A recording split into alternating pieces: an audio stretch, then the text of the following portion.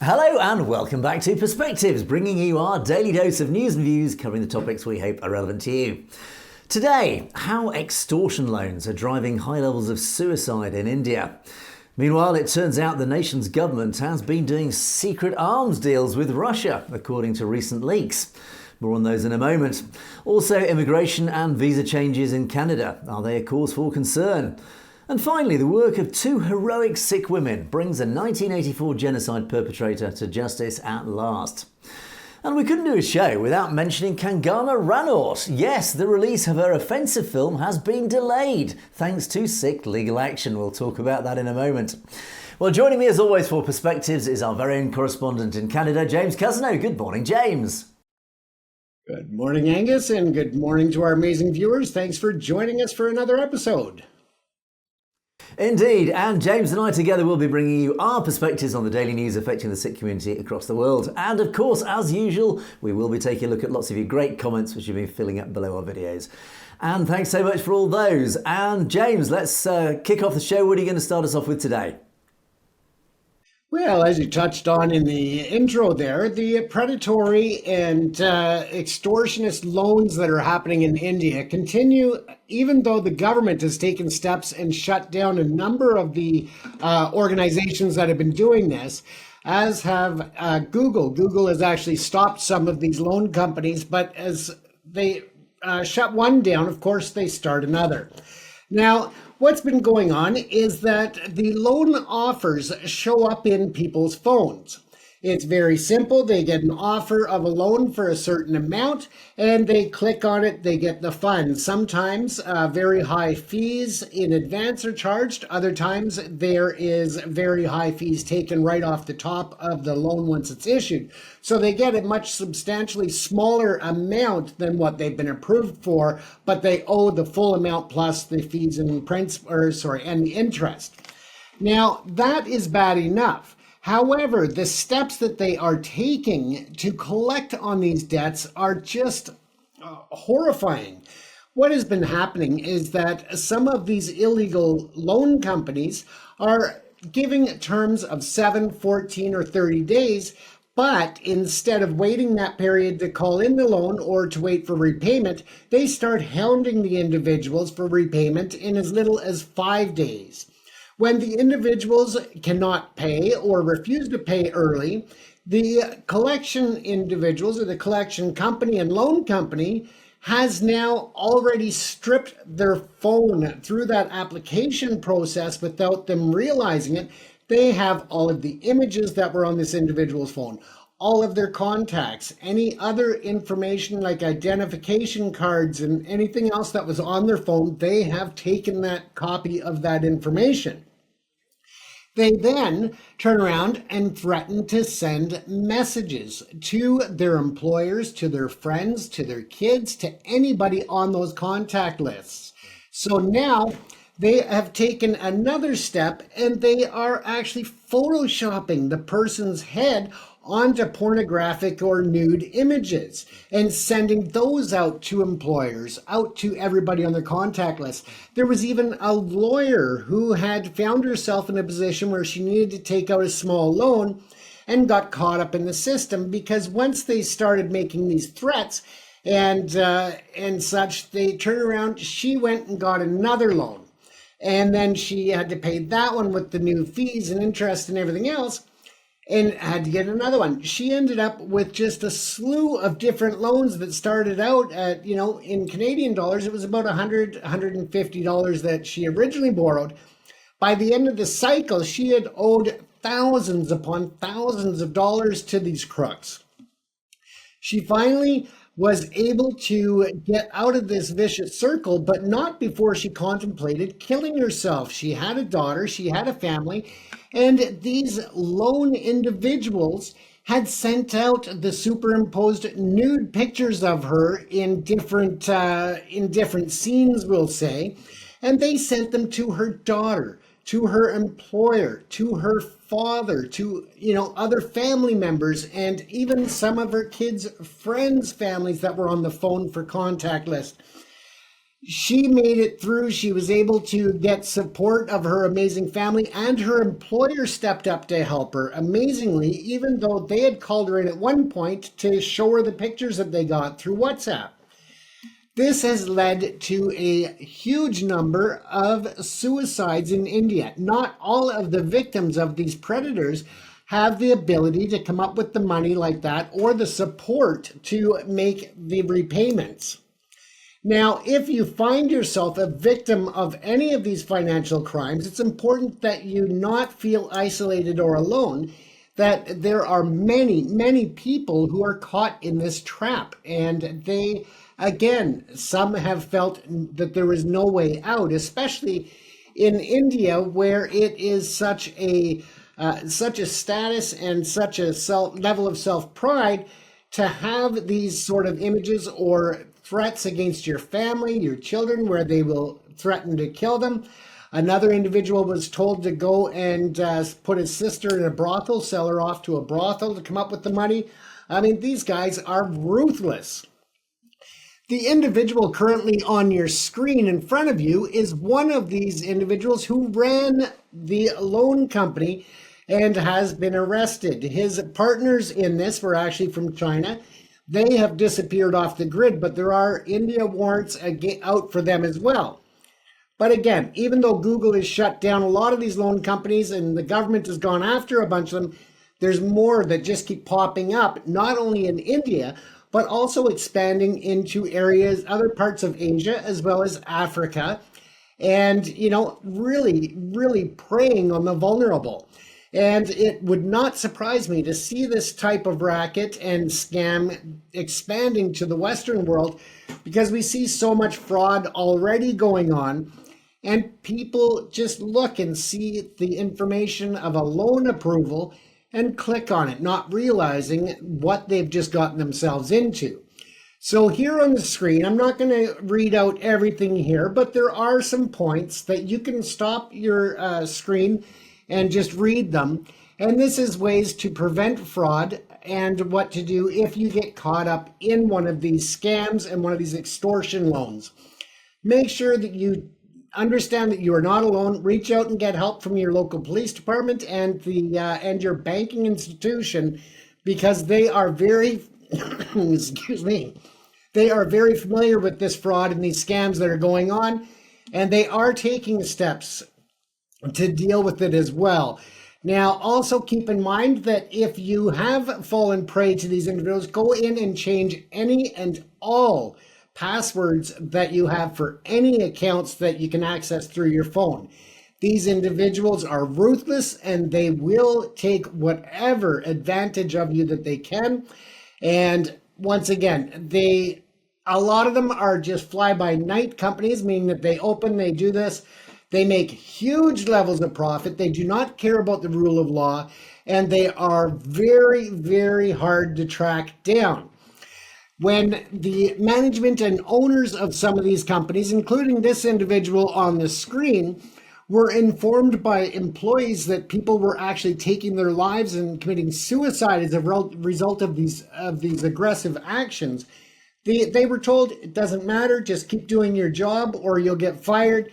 Don't change anything, just keep being aggressive and going after them at any cost.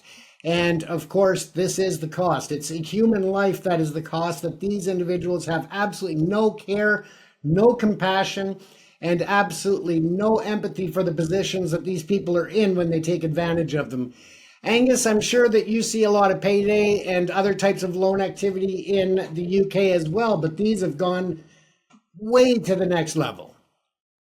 Indeed, it's quite shocking and horrifying, really, what's going on, because of course these scams always target the most vulnerable in our society, and of course being linked to mobile phones it's a sad, I suppose, side effect of modern life now, where our entire lives are downloaded onto our mobile phones. Our contact list, our photographs, our banking details, everything is on our mobile phones.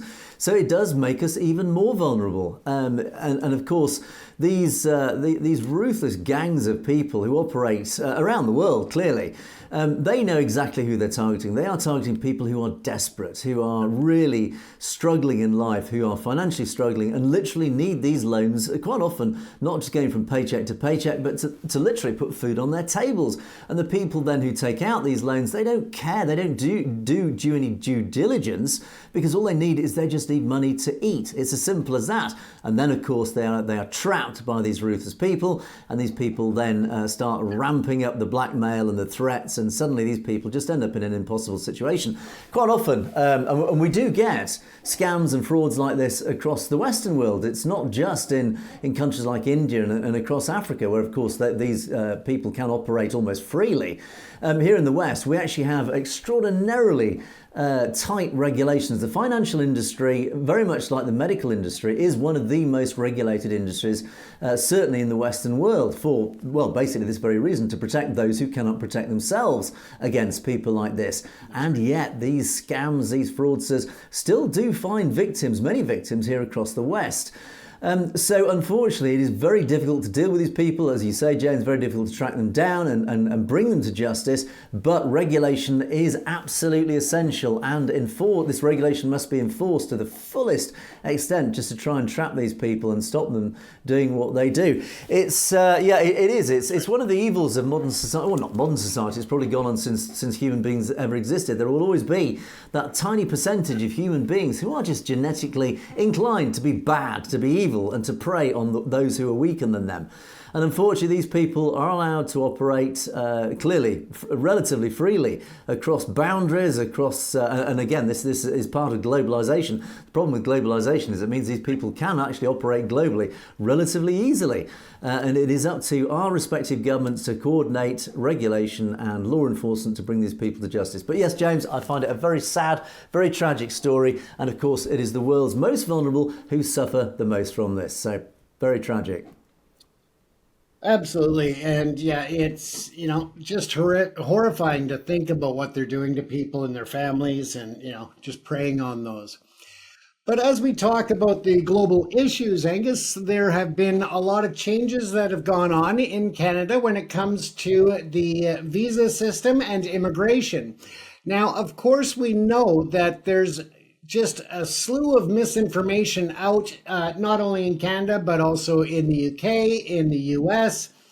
And it seems like as we are a global information age, a lot of misinformation is just seeping into each other's countries that are just false narratives, false stories, or exaggerated situations. And I assure you that we are not eating cats and dogs in Canada either.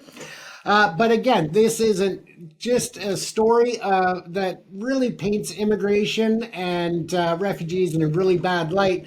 And it's actually quite the opposite if people stop to learn about the benefits and the results of immigration to countries such as ours. Now, the Canadian government has reduced the number of visas that will be issued to students to learn in Canada by about 25%. And this was in response to the huge increase in the cost of living, the housing shortage, and other issues of abuse of the system by certain individuals who are acting on behalf of foreign governments and involved in foreign interference.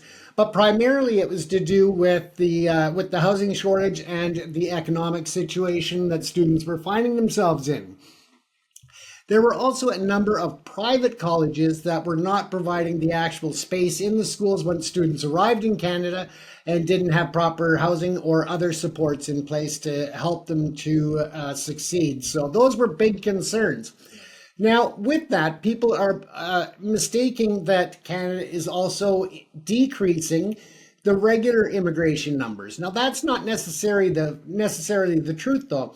Because in Canada, we still expect about 480 to 485,000 new immigrants to enter the country this year. Next year, in 2025 and 2026, respectively, both of those years, we anticipate to see 500,000 immigrants come to Canada.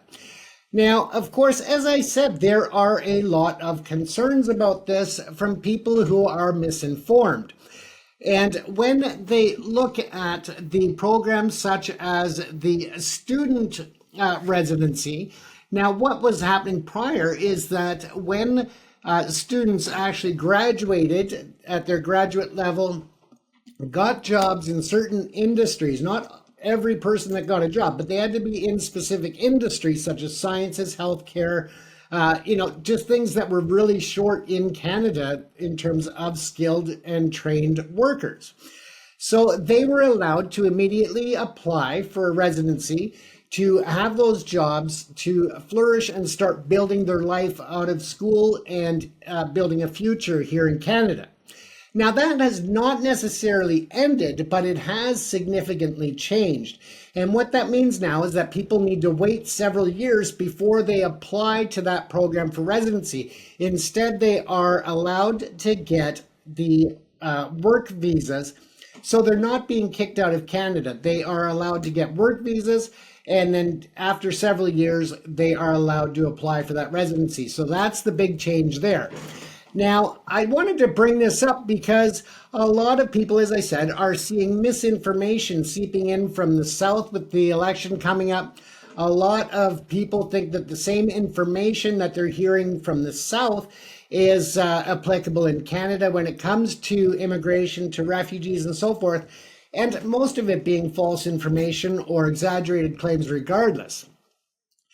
It's important that people understand some points as to why the immigration program is so important to the future of Canada, to the future of the UK, to the future of the US. And that is because there are huge benefits. The cost to Canadians in terms of refugees, for example, are generally returned within 5 to 10 years because the person may need some support when they first arrive in Canada. However, once they are established, working and contributing taxes back, it actually ends up to be a net benefit to Canadian society, to our tax pool, to our CPP, which is the National Retirement Program. So it has a huge benefit.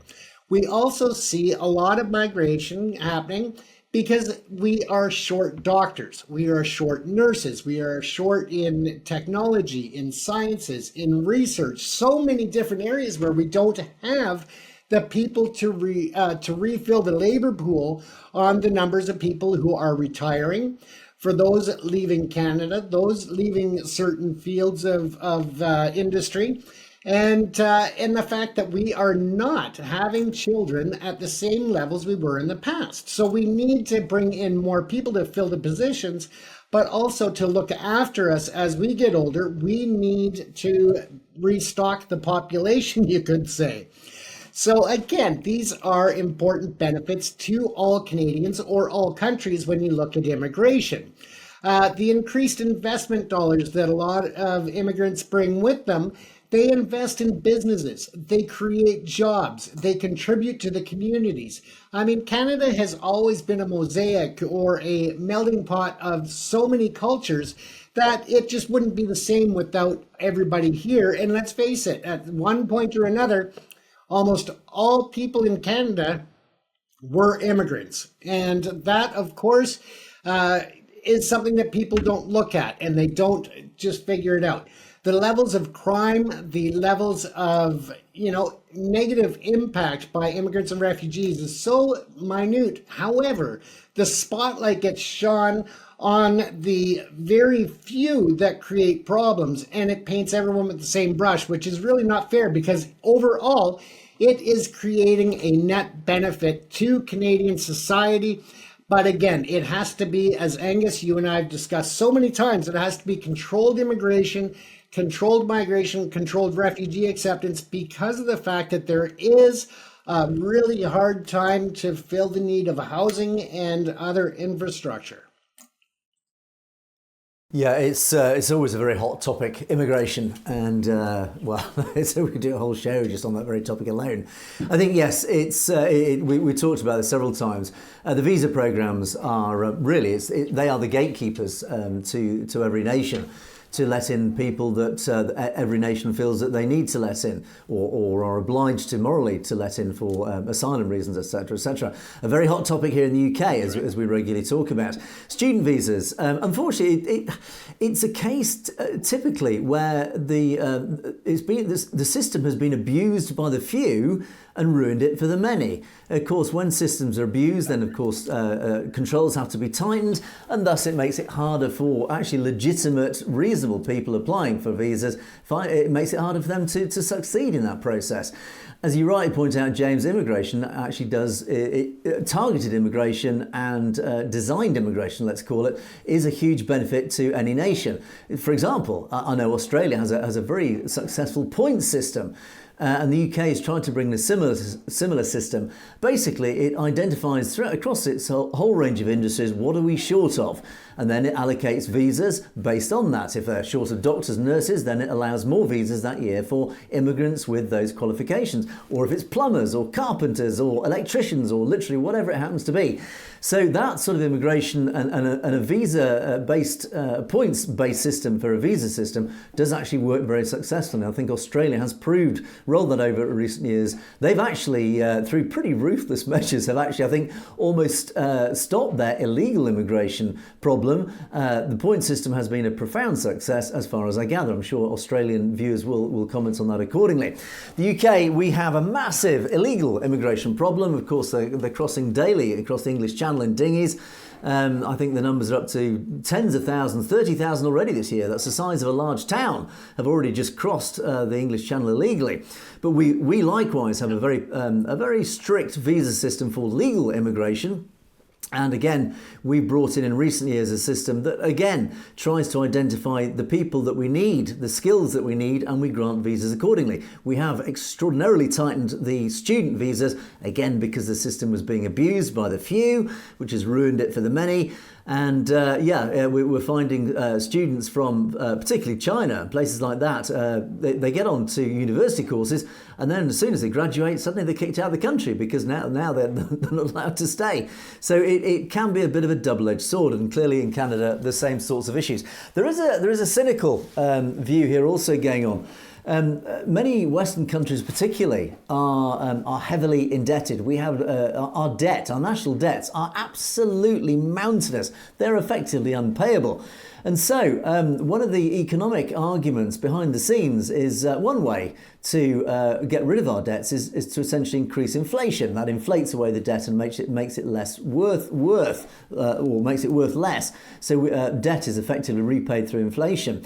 Alternatively, GDP growth, the gross domestic product of any nation, with increasing GDP growth, it makes again debt more easily repayable in the future. So cynics have said, well, part of the reasons that Western nations are deliberately increasing immigration is to, by virtue of the economic growth, bringing in more people increases economic growth, it increases GDP growth, which again helps bring down that debt mountain. So, but of course, in that same economic argument, it seems to forget the fact that the increased strain on the country's infrastructure, the public services, doctors, surgeries, hospitals, all this infrastructure that isn't keeping pace with the level of population increase. And as you rightly say, James, there's also a demographic issue here, and Japan is a prime example of this. Japan, for example, just to demonstrate this issue, has a really disproportionate demographic profile where they have a huge elderly population and a very small young population. And of course, the elderly population needs to be economically supported by the working population, and if you've got a small young population, then who basically is going to support the elderly population, financially speaking? Right. And of course the West is potentially facing the same sorts of issues. We have growing elderly populations right across the West, and so there are arguments that bringing in migrants at a younger age is helping balance out that demographic profile. So again, a huge topic, James. We could talk for hours about it, but yes, it is an area full of misinformation. It is an area that the extreme right love to prey upon, and indeed the extreme left to use it as an excuse to take to the streets as well. So it's just those of us in the middle, the normal people, who are just trying to make sense of it all. And a lot of people don't understand the economic balance that immigration brings, and they only believe the crap they read on social media. So, it's It's an information world, Angus, and it sure creates a lot of havoc. Doesn't it indeed? It absolutely does. Well, let me talk about information and misinformation and leaks of information. That will bring me on to my first story. This is an interesting one, particularly in the context of Narendra Modi shaking hands with Joe Biden just a few days ago in secret meetings, or not secret, behind the scenes meetings with the US administration. Well, it turns out in a leak that happened just a few weeks ago, information leaked out of certain goings-on behind the scenes with the Indian government and the Russian government. Well, if you may recall, not that long ago, we showed you pictures of Narendra Modi embracing Vladimir Putin in a meeting that he held just a few months ago. And of course, that did raise eyebrows. We have talked regularly about this historic relationship between India and Russia that goes back to at least partition times.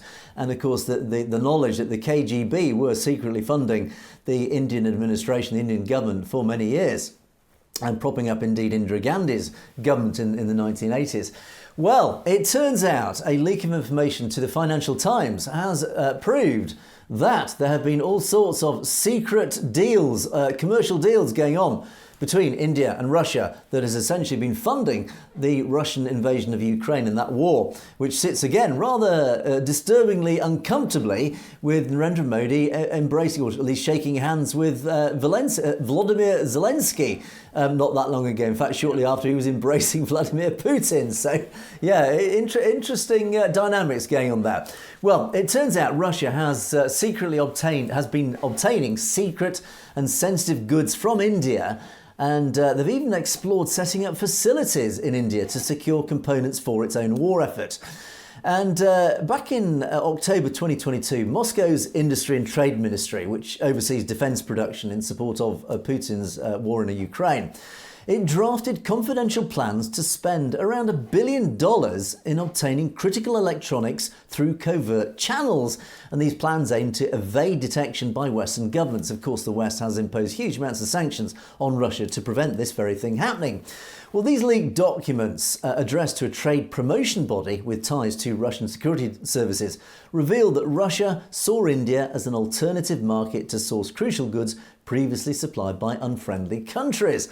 And the strategy involved utilising significant reserves of rupees accumulated by Russian banks from booming oil sales to India. Yes, of course, we've talked about how India has been buying oil from Russia, which in turn has been sending rupees to Russia. And it turns out Russia is now has been spending these rupees back in India. Bit of a circular commercial zero-sum game going on here. Yes, Russia has been buying Indian services and goods to feed its war machine.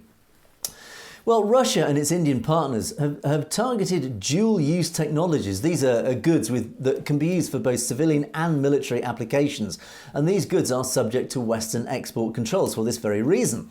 The correspondence that was leaked also suggests that Moscow considered investing in Russian Indian electronics development and production facilities. Indeed, Russia have looked at building their own factories and manufacturing capabilities and facilities on Indian soil, again to try and bypass these Western sanctions.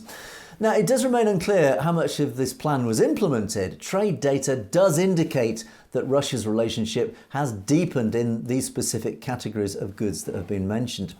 So it also revealed that Russia has been secretly acquiring critical electronic components from India for the war effort using digital financial assets, again to bypass Western oversight. So once these things go digital, it's very hard to track them down.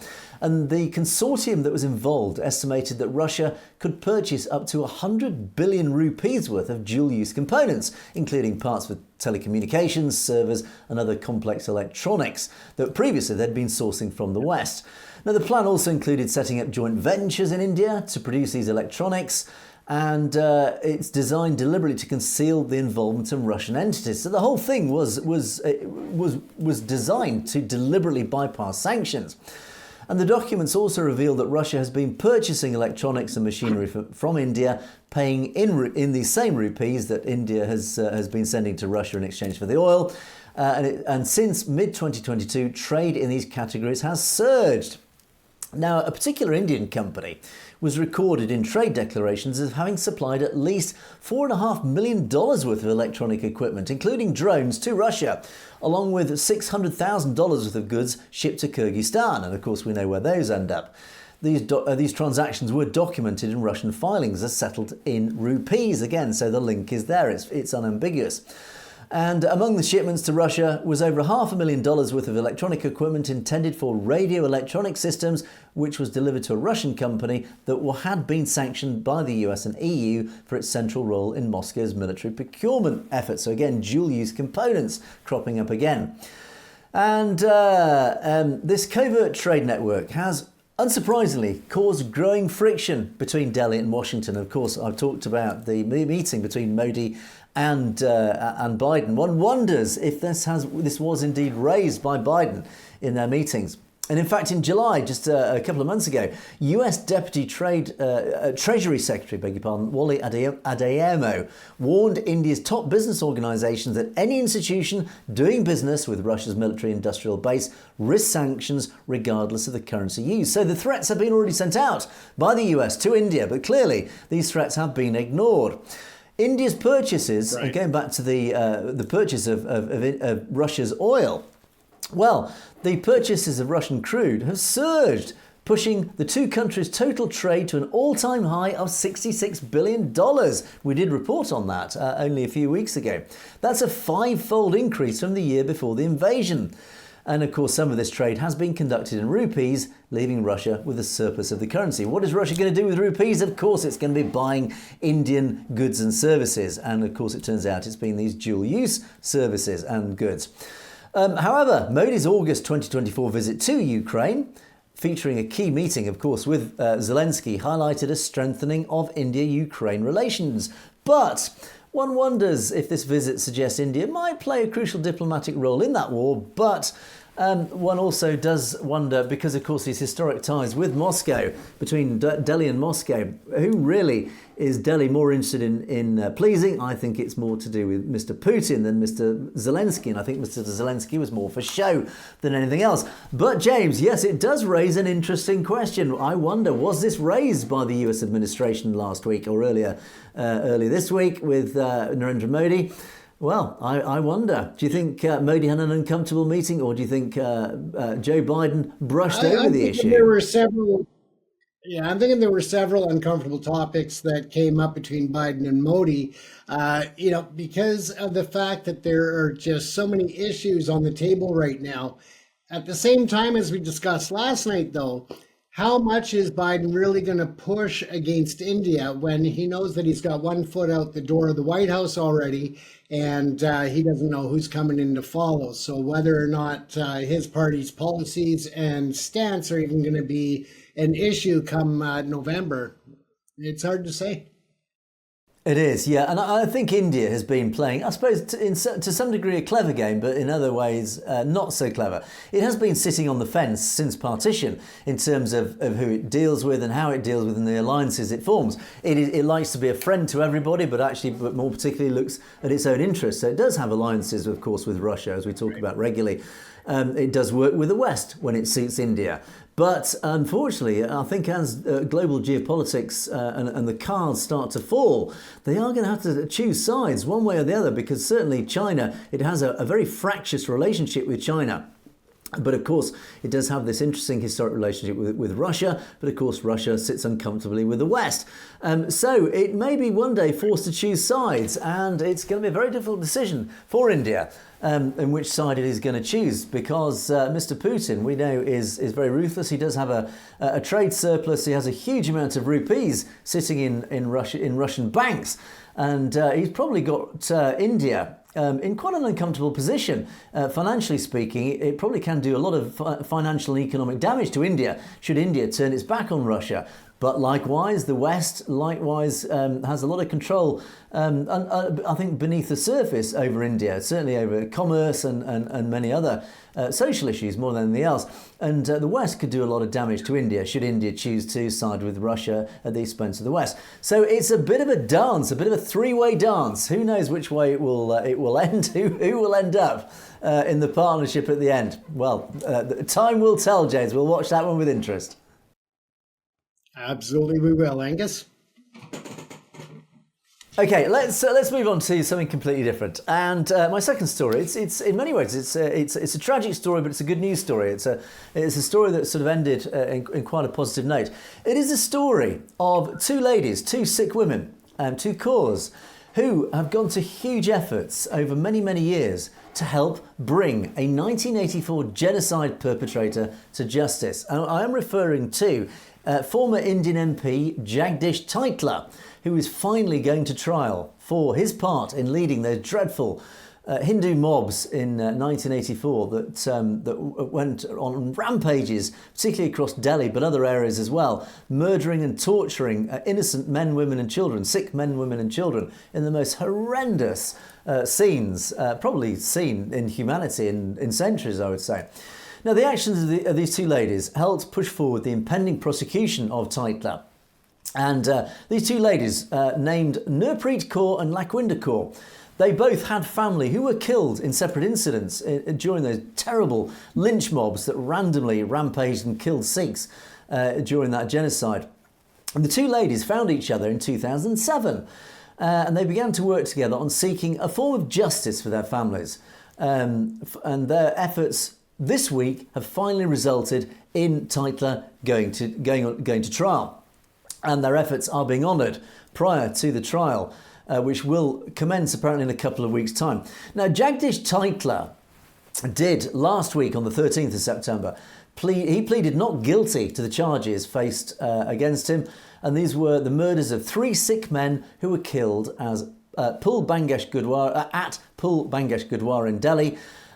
He was set alight on the 1st of November 1984 by a Hindu mob that he himself had led. Now, Titler, he's 80 years old, faces charges of murder, provocation with intent to cause a riot, unlawful assembly and defiling a place of worship, among several other charges. Now, Nurpreet Kaur's father, he was murdered by rampaging mobs in Delhi during the peak of that genocide in November 84. It was a tragedy which motivated her personal pursuit of justice, culminating in working with respected community figure H.S. Pulkar. Now, before taking this legal route, which has taken over 20 years of effort, Nurpreet also supported Sikh resistance against the genocide herself, which her late husband, and he himself was a Hindu man, turned Sikh. He was named as Gurdev Singh, but formerly Roshan Lal Bairagi.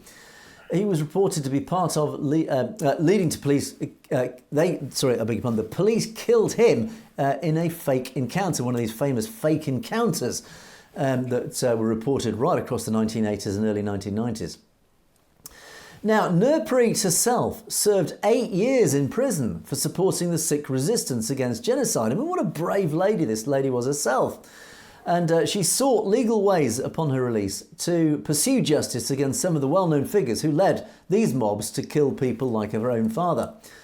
Countless people saw then MP Jagdish Titler leading mobs to murder Sikhs, targeting Sikh homes listed on their voter registry lists and Gurdwaras. Of course, we did report in many of our stories about this that the Congress Party and people like Titler deliberately released the electoral register that contained all the Sikh names and their addresses to these mobs. They spread these addresses, names and addresses to the mobs, so they knew. They got on buses and they were bussed out to these addresses so they could target and murder these families in their own homes. They dragged the women and children out into the street. They dragged these women into places and raped them, gang raped them. It's just shocking, as we report about this regularly. Indian authorities told Nurpreet Kaur that she could only pursue charges against Titler if she could find individuals who were directly impacted by his genocidal charge. In 2007, authorities recognised there was enough evidence to link Titler to the burning down of the Pul Bangesh Gurdwara and the deaths of 3 Sikhs with it, which included the Gurdwara's Kirtani, that's the player of kirtan, devotional Sikh music. It was the murdered Kirtani's wife, Lakhwinder Kaur, who was cited by authorities as a surviving family member who could take the case forward. Within 24 hours of learning about this, Nurpreet found Lakhwinder, and together the two went to H.S. Pulkar, a Sikh lawyer, pursuing justice against Hindu extremists who were involved in the genocide. And finally, together they managed to put the case together, which would guarantee Titler would be taken to trial.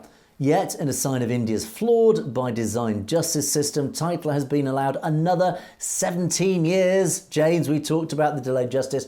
It's taken 17 years to get him to trial.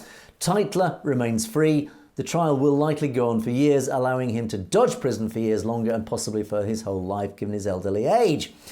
During that 17-year period between now and when his trial starts, scheduled for the 3rd of October, Tytler was supported by a corrupt judicial system which kept dismissing attempts to have him charged. Similarly, fellow genocidal MP Sajjan Kumar, who also led Hindu mobs to kill Sikhs, also was not made to face jail until HS Fulka managed to finally enforce the law in 2018, seeing Kumar in prison.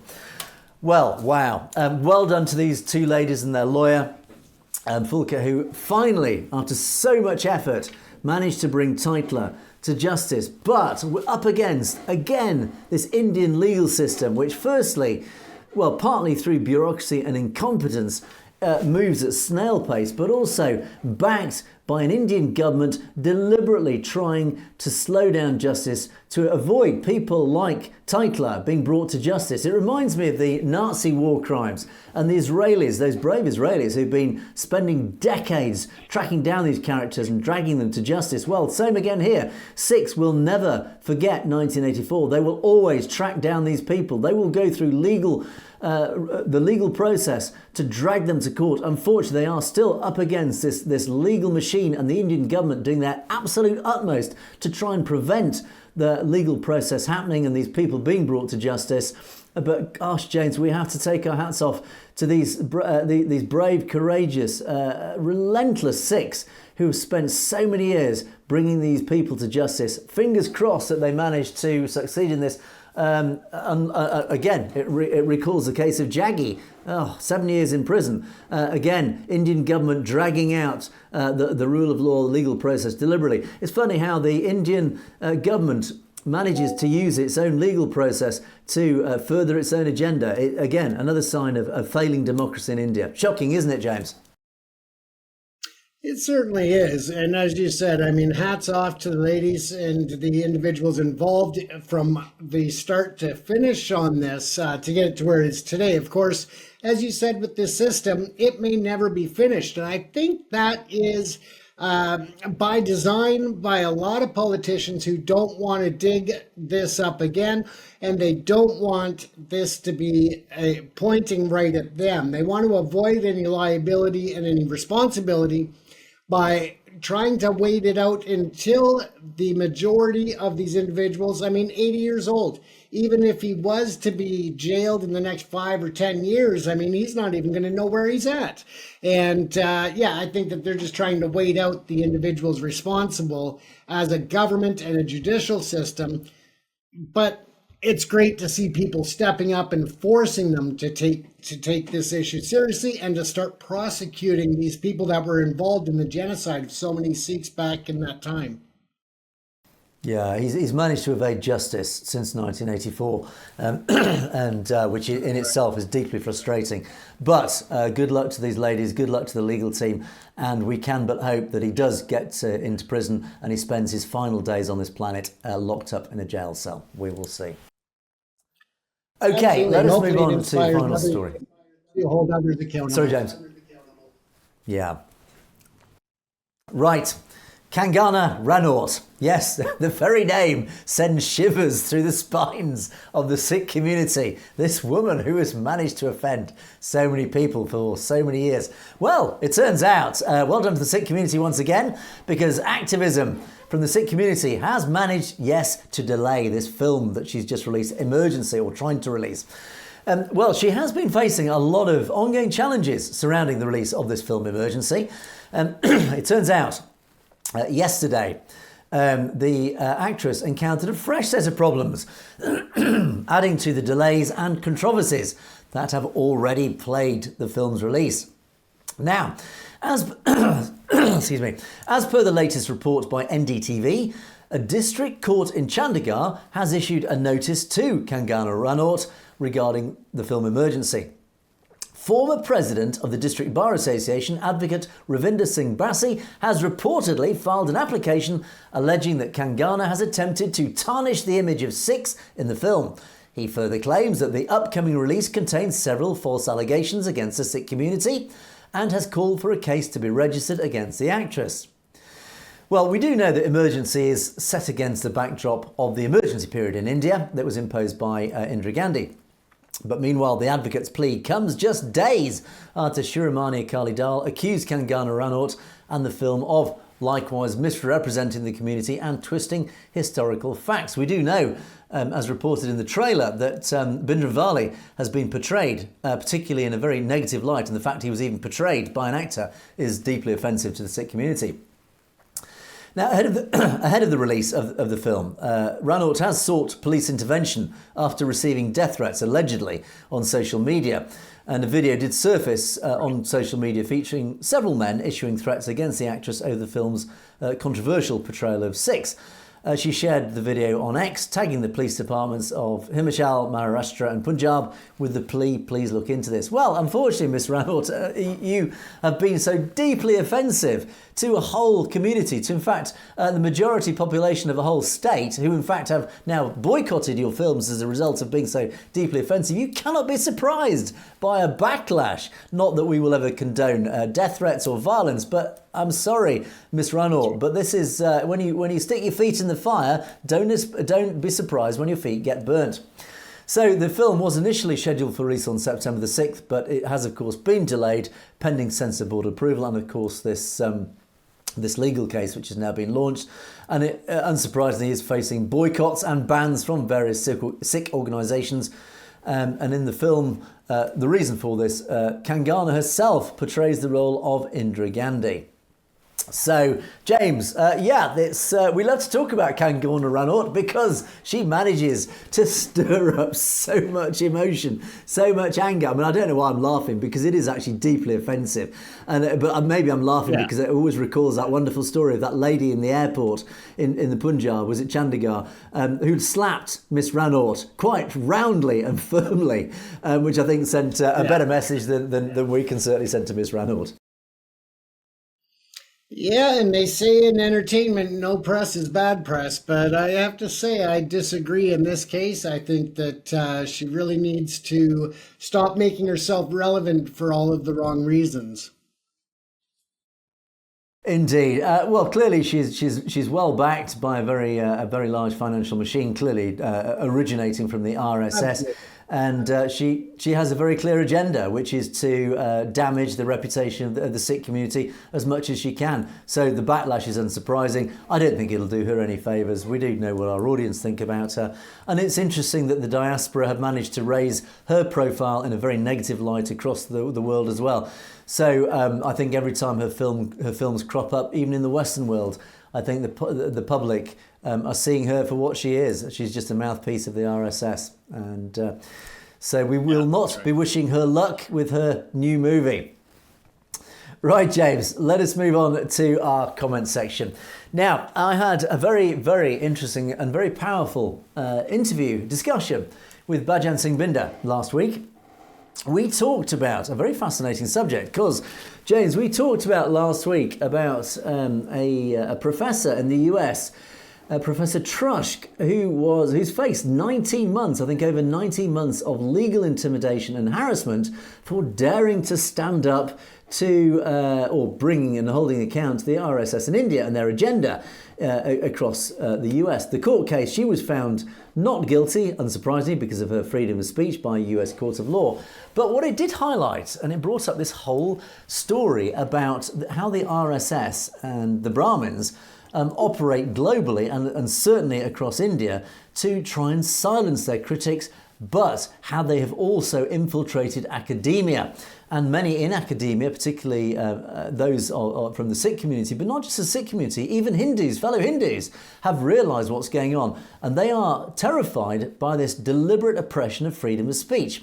And the RSS, and I do urge you to watch this podcast, it reveals a whole network, a whole complex network set up by the RSS deliberately to spread their agenda, to silence anybody who dares speak up against them. And I'm talking in the United States, in Canada, the UK, Australia, across the Western world and Europe, but particularly the English-speaking world, where if anybody dares call out the RSS and India for what it's doing, they are silenced through, firstly, intimidation and harassment, but secondly, the agenda is pushed and puppets are put into place by the RSS through various foundations, the Hindu American Foundation particularly. They are funded with billions, or certainly millions, if not hundreds of millions of dollars. A $400 million program every year from the RSS is in place to spread this agenda, and it finds its way into academia to silence academics from speaking out against India and to promote pro-India academics pushing the RSS agenda. So do watch that podcast. Of course, unsurprisingly, we had a massive response to this in our comments section. And we started off that podcast with Bhajan himself. It was a video taken at one of these seminars at a university in the United States where an RSS puppet stood up and started bad-mouthing one of the gurus and pushing this nonsense agenda. And Bhajan stood up and shouted, "No, basically, you cannot say this. This is false. This is misinformation." And KP Singh points out, big salute to the elderly Sikh man showing courage against tyranny, Raj Karega Khalsa. And Bhajan himself stood up, and he's been a huge advocate across the US and particularly in academia, standing up against this, calling it out for where he's seen. Again, do watch that podcast if you want to know more about that. But Graywell, one of our regular commenters, he says Hindutva is a danger for the whole world. And this is an interesting one. Look how they spread misinformation. He actually talks about September the 11th, Madhya Pradesh Higher Education Minister, again coming back to academia and the educational establishment, Inder Singh Parmar turned heads after claiming that Indians discovered America, believe it or not, James. And again, spreading a very, we talked about India rewriting history. Well, here's a classic one. Apparently India discovered America, James. That must be news to you. I discovered chicken wings. Just because we say it, Angus, it doesn't make it true. And I just can't believe the balls on them to try that one. Yeah, I mean, I can cynically say, well, the British discovered curry. No, we didn't, but I can say that. It's misinformation. It depends who's pushing that agenda. But yeah, absolutely, Graywell. This is totally right. The misinformation. The trouble is, India is trying to rewrite history. And again, referring back to that podcast, they are changing the textbooks. Believe it or not, they are getting into the schools. They are writing Sikhs out of history, and they are pressuring educational establishment to rewrite textbooks. To change wherever it says Sikh, a Sikh man did this. No, an Indian man did this. And again, rewriting history. Yeah. And here's a classic example. So thank you for that comment, pointing that one out. And Amrit Singh, likewise, many years ago, a Sikh teacher told me she was horrified to read an article on Guru Gobind Singh, which referred to him as an extremist guru. And again, I think this is, I've seen this before from the Hindutva right wing. Where the propaganda against the gurus, and particularly Guru Gobind Singh, and in fact, I think there was a comment, and I deliberately not put it up on these. I think it's one of our far right extremist commenters, and it wasn't actually an offensive comment that he did put up on one of our comments columns, and I deliberately didn't put it, but it was a comment about the guru. This is what they do. They are deeply offensive, deliberately so, and they try and undermine the scriptures. They try and undermine the narrative, the basic narrative that is the fundamental foundation of Sikhi. This is what they do, and this is what they're trying to do. They're trying to get into academia and the schools to change history and to try and essentially malign the foundations of Sikhi, again, as part of this multilateral approach to try and damage the Sikhs, who are in turn the biggest threat to their existence. So, yes, James, once they get into the schools, a very dangerous situation. Absolutely. And it's something that we were talking about just time and time again, is how they're trying to rewrite the history to basically, represent their own benefit, but absolutely no respect for the culture, the history, and the sanctity of others. It is. It's a very dangerous, insidious, long-term plan. And many totalitarian entities do this deliberately, and many other bodies. The European Union is a prime example of this. They very deliberately, we saw this in the UK, they got into the schools. They started indoctrinating a whole generation of young into the benefits of the European Union. All the textbooks were rewritten with a deliberate narrative saying how benign the European Union was. So, of course, we have a whole generation brought up thinking, oh, the European Union is this wonderful, democratic, accountable entity. In fact, the truth is quite far from that, but that's a whole other issue. But the RSS, they know full well, once you get into the schools, you start indoctrinating a whole generation, you've then got a whole army advocating for you when they grow up as adults. So Azad mentions, this is again back to a very typical tactic of the RSS, the BJP. Today, the National Investigation Agency raided 4 places here in Punjab, including a poor Sikh driver's house in Moga, Punjab. Asked why he was posting in favour of Khalistan on social media and dissuading him not to. On other occasions, the NIA randomly raids and searches Sikh homes. We've reported on that regularly. Summoning them to reach the Delhi office on a particular date for questioning interrogation. Most of them are raided for supporting Khalistan on social media or otherwise. Will such intimidation tactics decrease or increase support for Khalistan in Punjab? Well, firstly, how often have we reported this despicable tactic of India where homes are raided? If you're a pro-Khalistani, if you dare mention anything pro-Khalistan and you live in the Punjab, expect a knock on the door. That's intimidation. That's harassment. And likewise, for people, activists out here in the West, their families likewise are raided. James, your thoughts? Do you think this will either suppress or improve support for Khalistan? Well, I think that the big important issue is the increased awareness of the Khalistan issue around the world outside of India. So now that we've seen such vast coverage through the media, online, social media, and everywhere else, people are starting to understand what Khalistan is about and why the importance of restoring that land for the Sikhs and to look back as far as the Sikh Empire. I think that as long as India is able to suppress the information and try to deny people the right to speak out and educate within the borders of India, it's going to cause a problem there. But I think that overall, it right now is helping to get to increase support for Khalistan outside the borders of India. So let's hope that also saturates into India through the use of VPNs, where people can learn more and be able to communicate more freely.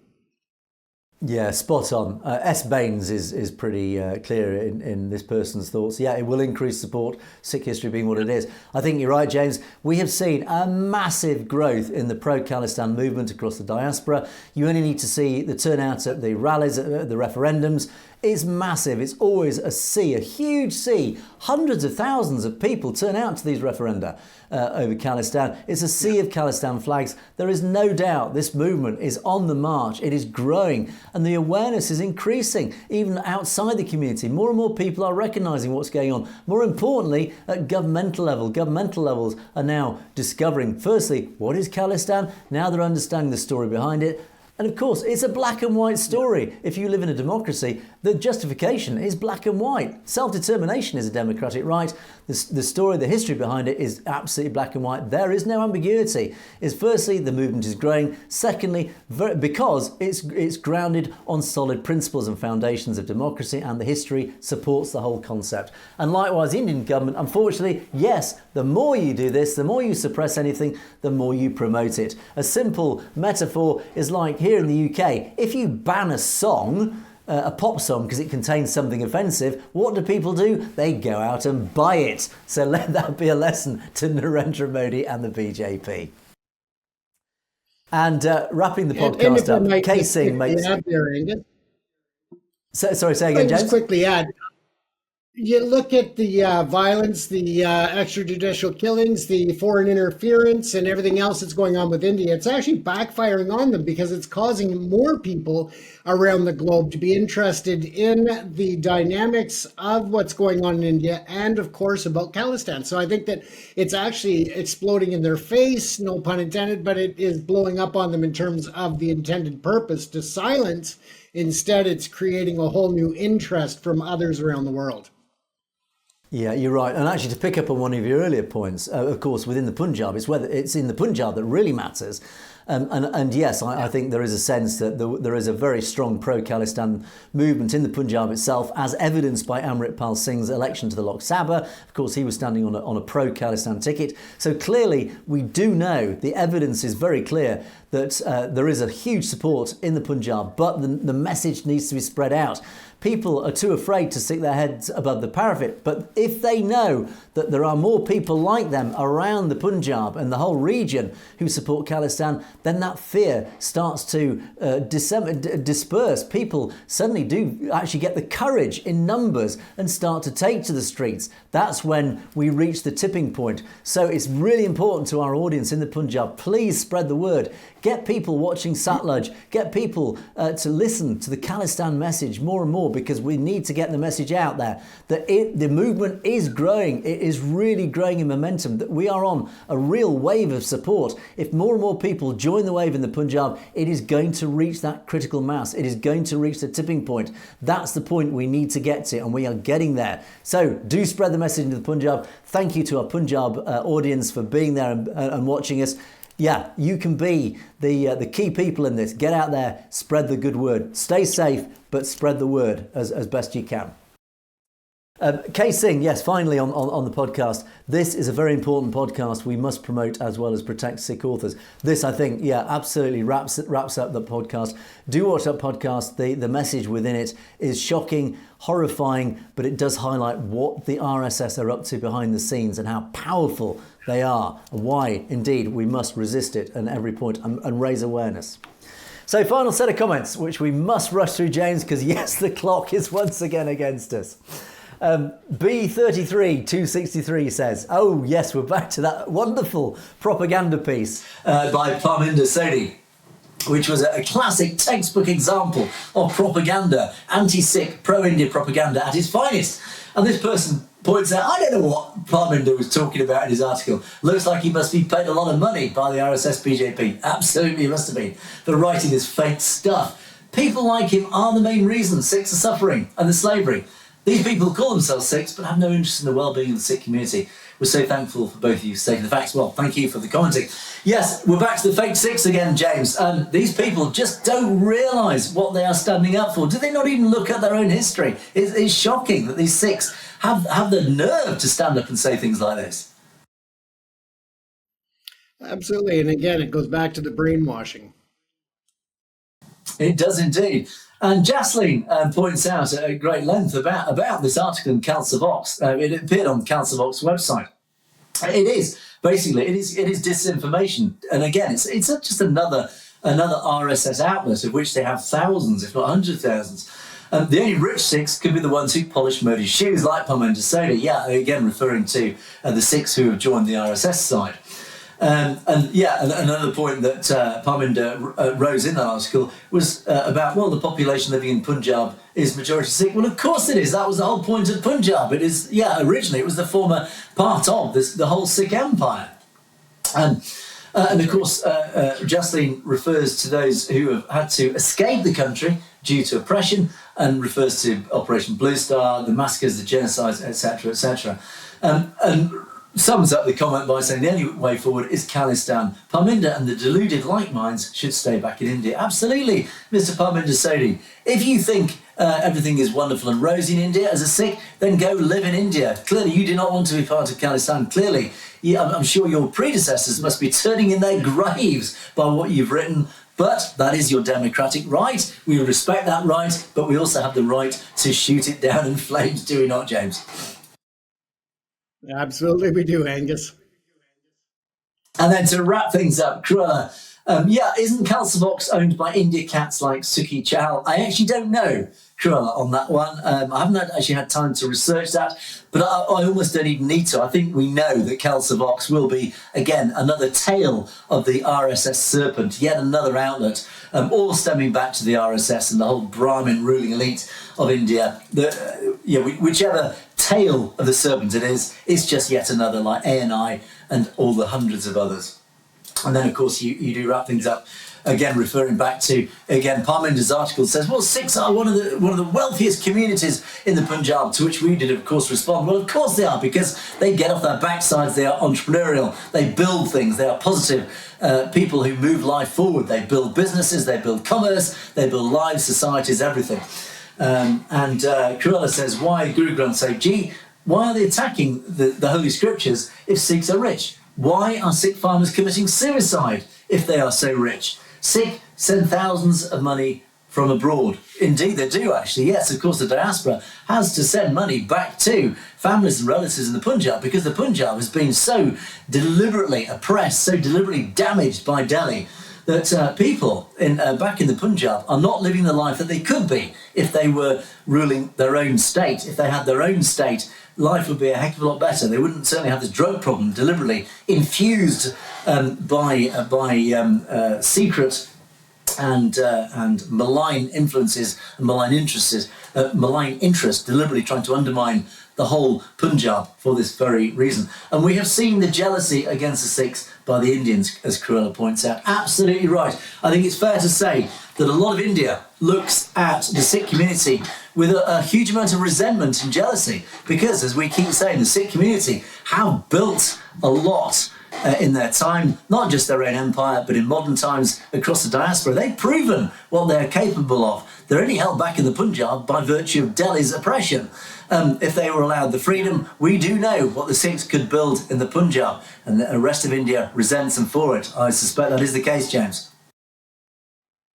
Absolutely, Angus. And when they talk about the rich, I mean, if you look at what Sikhs have built outside of India as well, outside of the Punjab, I mean, it just shows their dedication and their perseverance, plain and simple.